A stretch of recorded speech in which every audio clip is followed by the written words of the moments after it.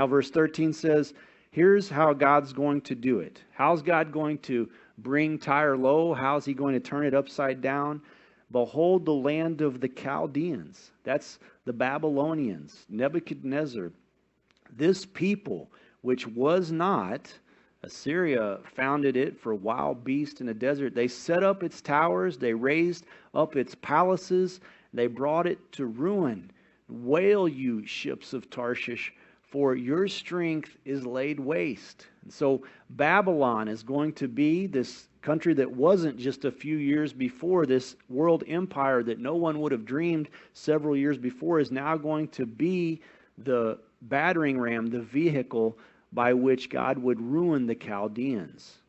And then he goes on to say, now it shall come to pass in that day, verse 17, that Tyre will be forgotten 70 years, according to the days of one king.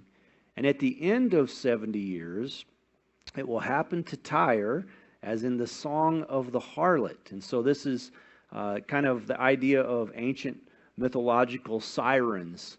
That Tyre would woo sailors to her. And in those days, many port cities had these temple prostitutes that would woo sailors into that type of worship. And so like sirens, many people would crash their ships upon the rocks of Tarshish. And at the end of 70 years, it will happen that Tyre, as in the song of the harlot, they will rise up again. They'd be destroyed, but after 70 years, they'll be singing, take a harp and go about the city, you forgotten harlot, and make sweet melody and sing many songs that you may be remembered. And so they're going to go right back to what they were doing before after 70 years.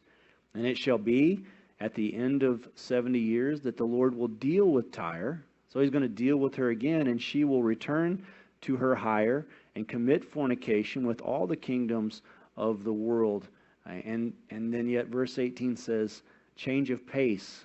Tyre is going to return to her wicked ways after 70 years. And the Lord's going to have to deal with her again. But verse 18, her gain and her pay will be set apart for the Lord, and it will not be treasured nor laid up, for her gain will be for those who dwell before the Lord to eat sufficiently and for fine clothing. And so, amazingly, right at the end of this proclamation against Tyre, in verse 18, after they'll be judged, and then they'll rise up and begin their harlotry again, and God will have to deal with them again, then one day, Tyre is going to bless the people of the Lord.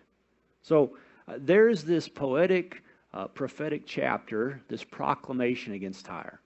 But before we're going to close here, in fact, we want to jump into the meat of what we're going to do. I want you to take yourself to Ezekiel 26.